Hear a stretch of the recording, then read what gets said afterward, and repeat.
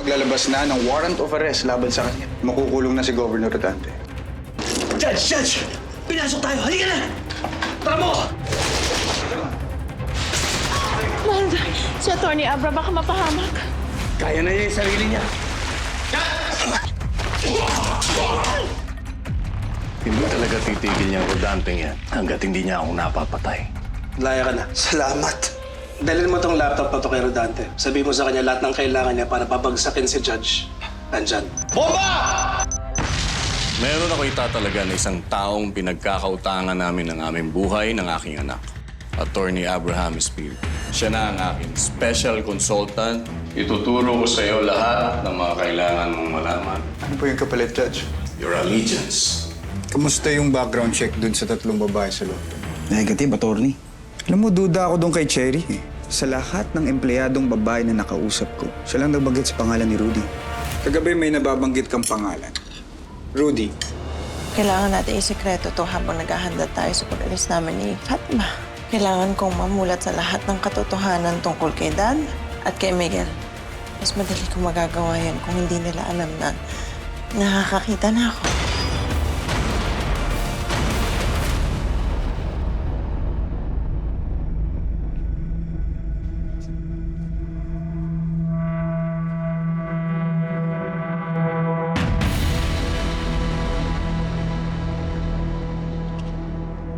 Dave? Kumusta na? Okay lang. Ikaw, kumusta? Mabuti naman. Narinig ko meron ka ng investigation company, ah. Wala, bago lang yun. Pagka-graduate kasi, dumiretso na ako sa pagiging private investigator. Tapos ito, medyo sinuwerte, kaya nagkaroon ako sa sariling kumpanya. Alam mo, matagal na akong naghahanap ng private investigator. Siyempre, natatakot ako kasi wala naman akong kilala. Naisip ko din baka patay na yung taong hinahanap ko. Sino ba siya classmate? Anong pangalan niya? Norman. Norman de la Cruz.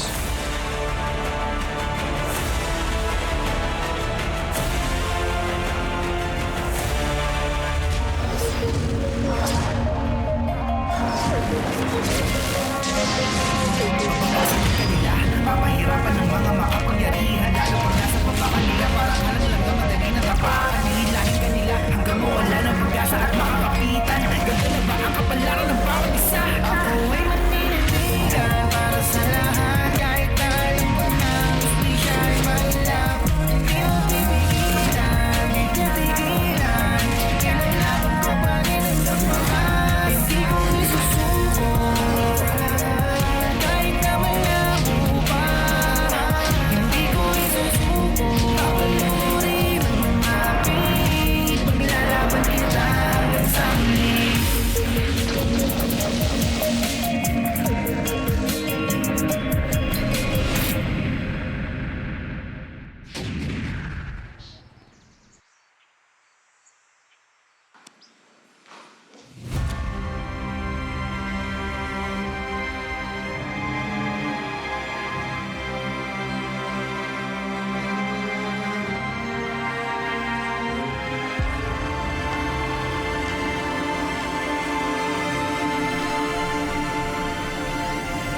Dan, ikaw ba yan?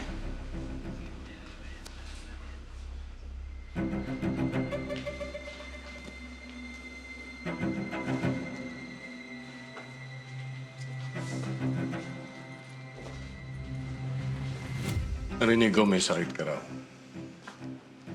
Kumusta ka na? Okay na ako, Dad. Hindi ko alam na nandito ka pala. Naisip ko lang kasi kayo ng apo ko.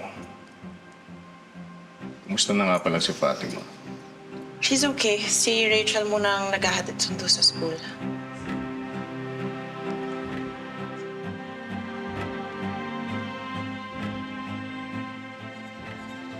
Parang may nagbago sa'yo. Nabawasan lang yata ako ng timbang kasi wala akong ganang kumain masyado, Dad.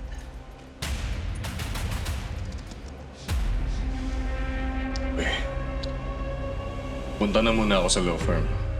Magpahinga ka na muna. Huwag ka na muna masyadong nagtatrabaho. Yes, Dad. Mag-ingat ka.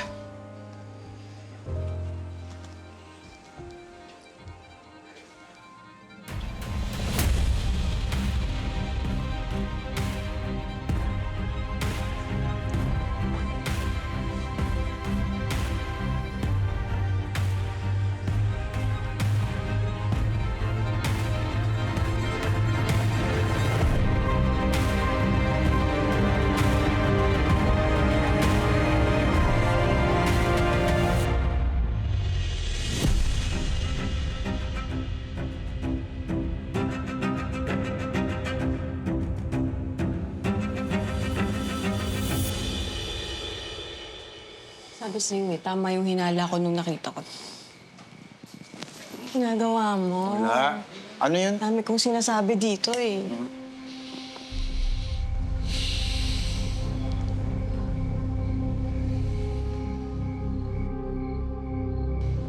Problema ba?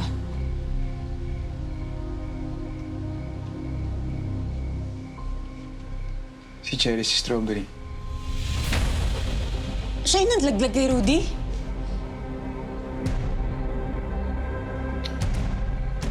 Sinabi ko na nga ba eh. Kawawa naman to si Rudy. Naniwalang mahal sa ni Cherry. Ito sa tingin ko, napilitan lang si Cherry na ilaglag si Rudy. Malay mo, pinilit lang siya ni Balmores na gawin. Sa katunayan, emotionally unstable si Cherry. Apektado siya sa ginawa niya kay Rudy.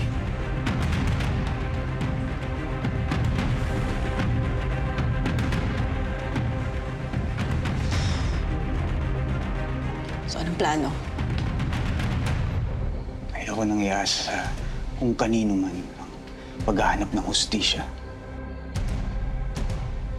Total, unti-unti ko na nakukuha ang tiwala ni Balmores. Pag nagkaroon ako ng oportunidad, ako na mismo ang papasok sa illegal na mundo niya para mabulgar ang lahat ng krimen na ginagawa niya. Basta mag-iingat ka lang, Abra. Uulitin ko lang ulit yung sinabi ko noon. Baka lamunin ka ng mundo ni Balmores. Teka, paano si Cherry? Bibitawan na natin siya. May posibilidad na magsalita rin yun, di ba? Kung sakali, mabigat na witness yun. Hindi ko bibitawan si Cherry P doon. Nangako ko sa kanya. Naalagaan ko siya, nababantayan ko siya, nagagabayan ko siya. At ikaw, ipagpatuloy mo lang ang pagsubaybay sa kanya. Kapag nagdesisyon siyang lumaban kay Balmores, susuportahan natin siya. Pero huwag na natin hintayin na dumating pa dun. Kapag nakahanap tayo ng tamang pagkakataon, kapag nakakita tayo ng mga bala laban kay Balmores, susunggaban natin.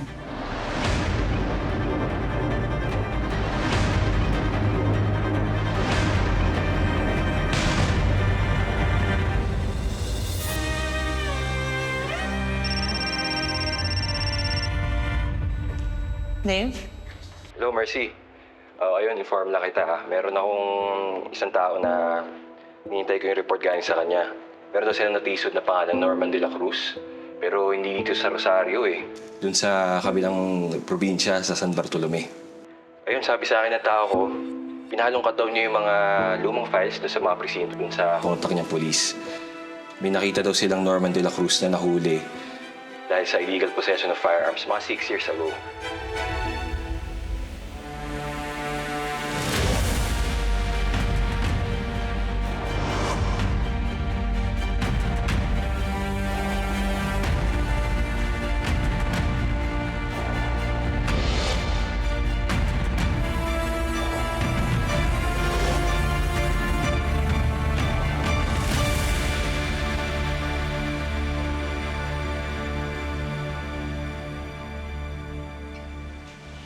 Judge? Morning. Morning. Have a seat. Thank you. May kukonsulta ka?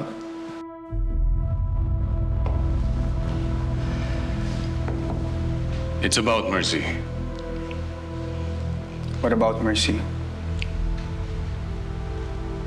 Napag-isip-isip ko kasi, attorney. Hindi ko na siya papaalisin. Nararamdaman ko kasing matagal na niyang gustong umalis sa poder ko.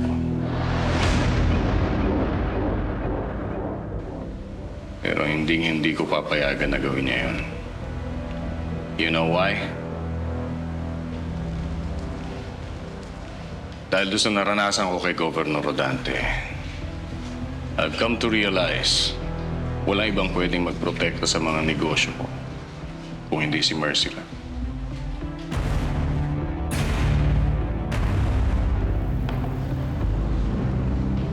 You know, attorney, kay Mercy ko ipapamana ang lahat. Sila ang nakikita kong maaasahan magtutuloy ng mga legacy at iba ko pang mga itinayo dito sa lalawigan ng Rosario. Pero paano mapoprotektahan ni Mercy ang law firm at iba niyong negosyo?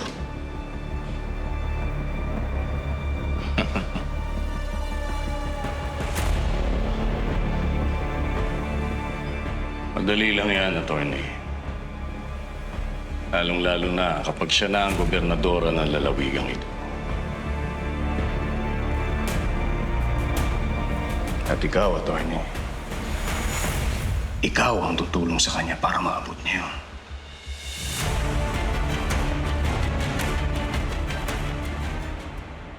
Kailan mo mabibigay sa akin ang mga detalye? Ayun, sabi ko sa tao ko, once na makuha niya na lahat ng info galing dun sa contact niya police, bigay niya agad sa akin. Kasi isasama daw yung yung photo, pati yung record ni Norman de la Cruz. So pag nasa akin na lahat yun, Kukontakin kita agad, ASAP, okay? Aasahan ko, Dave. Salamat. Bye.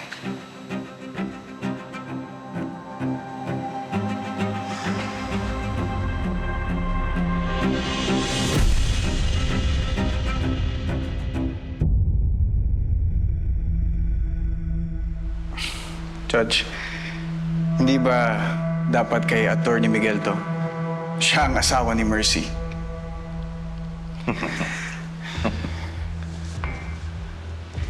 Alam mo, attorney,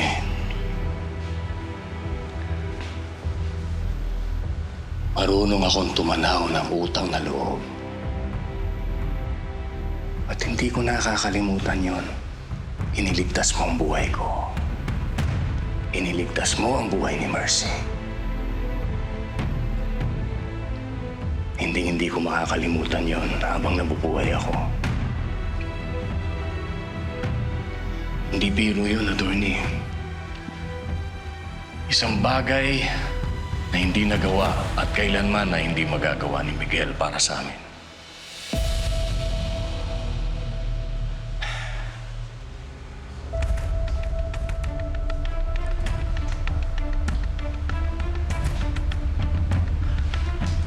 You know what, attorney? To tell you the truth, I trust you more than my son-in-law. Sinasabi mo yan, pero si Attorney Aguirre ang ginawa mong senior partner.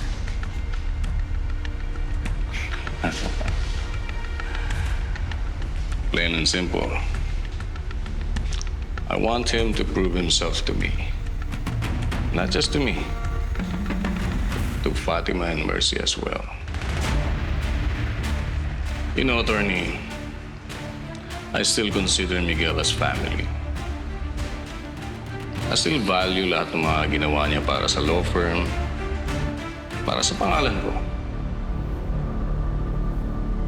But one thing's for sure, kahit ano pang gawin niya, hindi niya maaagaw sa akin ang law firm. And that, I can assure you.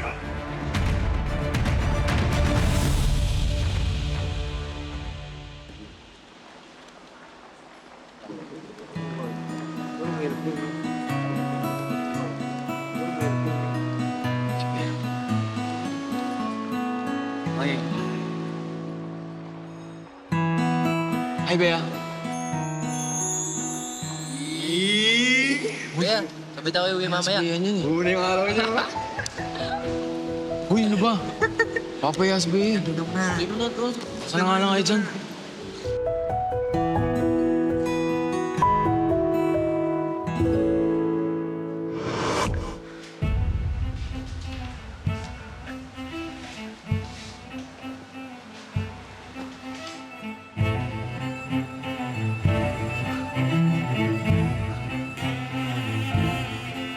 I'll make you an offer, attorney. Patunayan mo lang sa akin na pwede kitang pagkatiwalaan, and I'll make you one of the richest and most powerful man here in the province of Rosario. What do you think? Isang bagay ang natutunan ko na kung gusto ko siyang pabagsakin, kailangan kong pasukin ang loob ng utak niya. Papatunayan ko sa'yo, Judge. Like a galloping horse. Good. Now we're talking. Alam mo, from now on, you'll extend your work. From being my legal consultant, you'll extend your work to my daughter. Tuturo mo sa kanya lahat ng mga batas, lahat ng mga may kaugnayan sa pagiging isang gobernadora para sa lalawigan na Rosario. At habang inihahanda natin siya, gusto ko rin na ikaw ang magprotekta sa kanya sa lahat ng mga posibleng makakalaban niya. Maging ang sarili niyang asawa, si Miguel.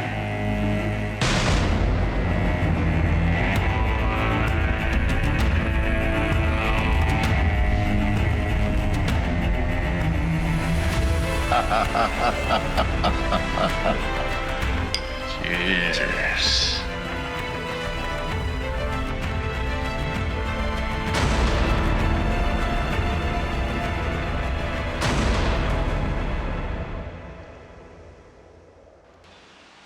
Bea,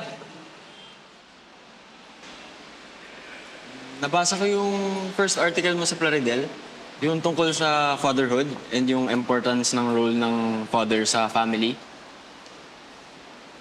Galing mo pala magsulat, no? Aminin ko, tinamaan ako. Nainggit ako nung dinanggit mo yung relationship mo sa father mo. Hindi lahat ng anak may good relationship sa father nila.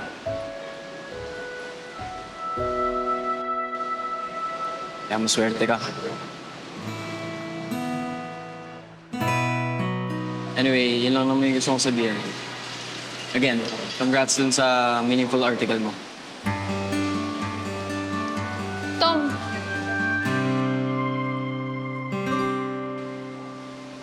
Salamat.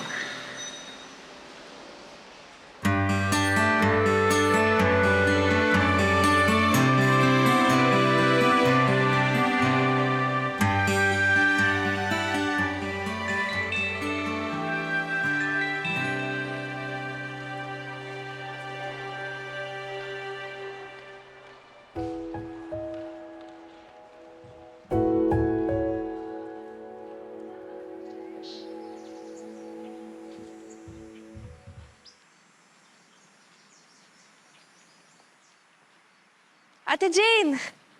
Bea! Ate Jane! Miss kita. Namiss din kita. Kamusta? Okay naman ako, ate. Nakapasok ako sa campus paper namin, tsaka kakalabas lang ng article ko kahapon. Talaga? Congrats. Thank you, Ate Jane. Kayo ni Kuya Abre yung inspiration ko. Oh, bakit malamlam yung mata mo? May problema ba? Wala naman, ate. Affected lang ako dun sa isang nakilala ko dito. Para kasing may pinagdadaanan din siya eh. Tommy, boy! Yeah! What's up, man? Basta. Sorry, late, pero congrats sa promotion mo. Forget about it. Don't worry about it. I know you've been busy. Kailan mo papakilala, ha? Tsaka na kuya, baka ma-jinx. All right. I get it. Uy, kuya, salamat napadalaw ka. Alam kong sobrang busy mo. Kuya, well, I'm here on business. Hindi mo daw sinasagot yung mga tao ni Dad. Ayaw ko mausapin, mag-aaway lang kami nun eh. Up to now?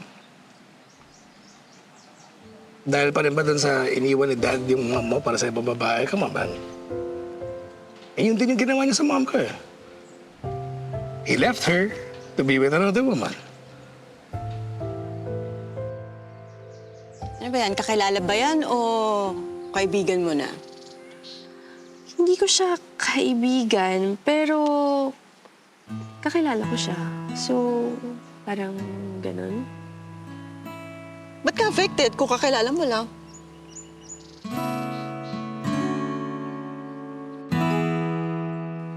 Uy, Iniisip ko rin kung bakit ate, hindi ko rin maintindihan. There's just something about him na hindi ko maiwasan maging concerned sa kanya. alam ko yan. Alam ko yung feeling na ganyan. And I guess hindi lang kakilala yung value niya sa'yo. So, I think higit pa dun. Anong gagawin ko ate? Makikipagkaibigan ba ako?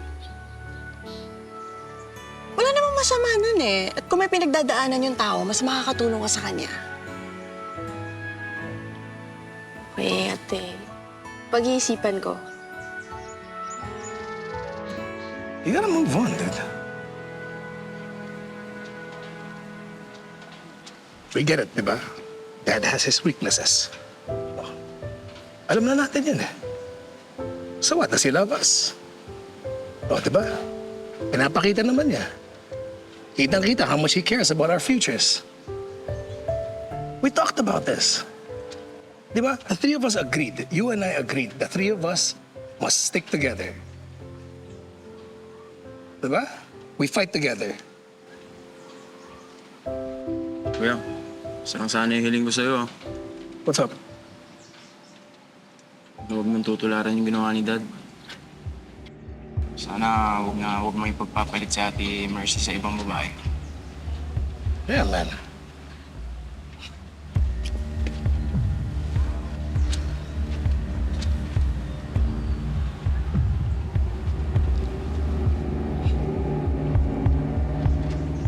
Ay, ate, una na ako. May class lang ako. Okay, sige. Ingat ah. Bye.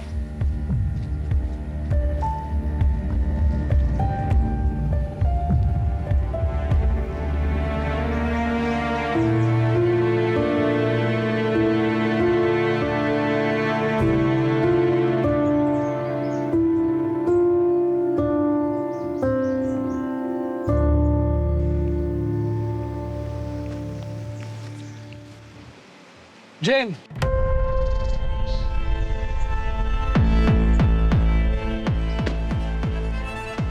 Jane. Narinig ko kahapon na ipinapahanap ni Miguel ang kanyang anak. Kaya pilitin niyo malaman kay Rudy kung nasaan yung anak niya.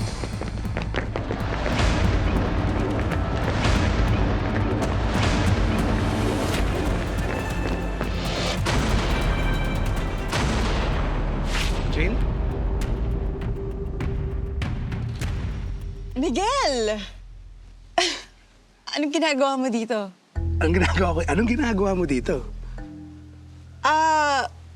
Pumunta ako ng registrar's office kasi plano kong tapusin yung masteral na inumpisahan ko dito. Great, great. Yeah.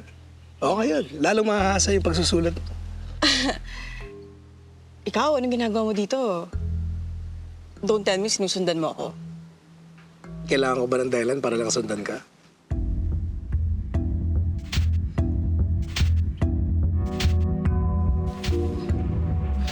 Abogado ka talaga, no? Ang dami mong follow-up questions. Na, I'm here to visit my brother, si Tom. Dito siya nag-aaral. Pre-law. Oh. Hey,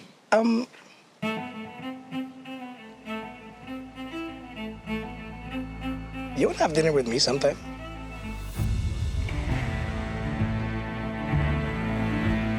Yeah. Yeah, sure. Why not? Yeah? All right. Okay. I'll see you later. Later. Yeah, later. Later.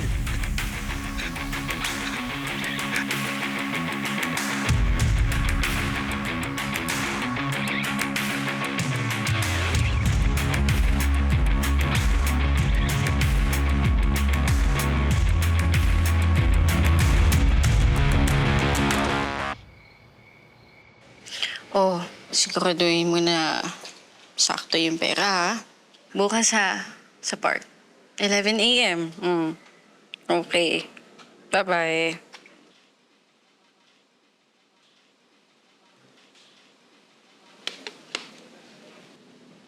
Cherry. Attorney Abra. Cherry, okay ka lang? Ginagawa mo dito? Gusto Okay mo ka lang? uminom? Gusto Mukhang mo nakarami samahan ka mo na. ako Upo ka uminom? muna. Alika. Inom ka? Gusto mo uminom? Gusto mo? Okay lang. Inom ka, Attorney. Cherry, tinalo kita para kamustahin ka. Palagi ka na wala sa opisina lately. Umuta ko, Attorney. Cherry. Talaga. Joke lang. Wala lang. May bago ng labada ang inaasikaso. Okay ka lang.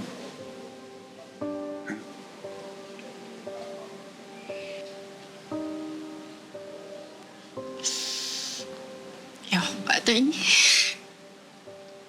Kahit anong gawin ko, kung makalimutan si Rudy.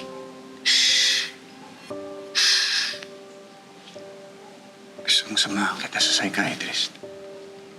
Cherry, baka makatulong.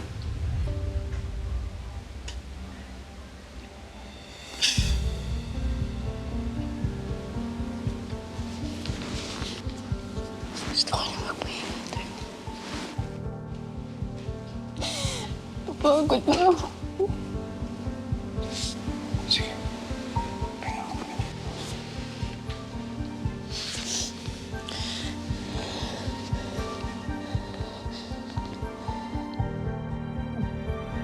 Sige ako.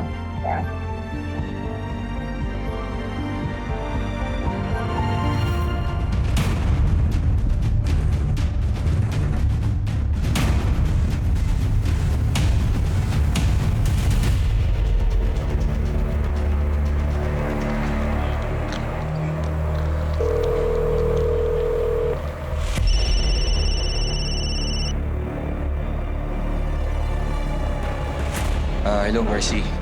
Dave, kumusta? Nasa akin na lahat ng files si Norman de la Cruz.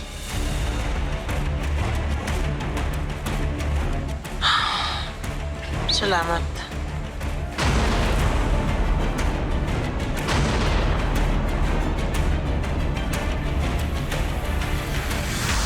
Ako ay maninindigan para sa lahat. Kahit na ipot ng mustisya ay mailap.